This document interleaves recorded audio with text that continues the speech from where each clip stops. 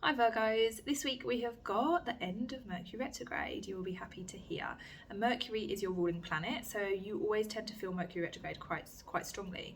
And over the past few weeks, it has been, quite hard to think clearly or communicate clearly. There's been a few times where you weren't really seeing eye to eye with somebody, or maybe you got some feedback on your communication, or from yourself even. You were like, oh, I don't really think that I'm as clear as I would like to be in my thinking and in my planning. And so as of this week, that's going to end. So things are going to get easier. You're going to have a little bit more clarity coming through.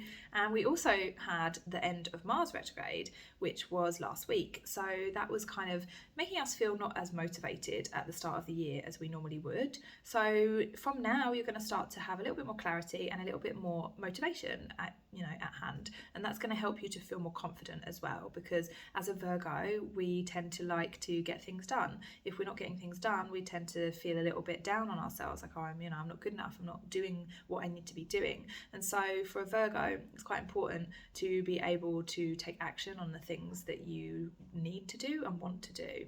So that's going to get easier from now. So I'm going to pull you a couple of cards.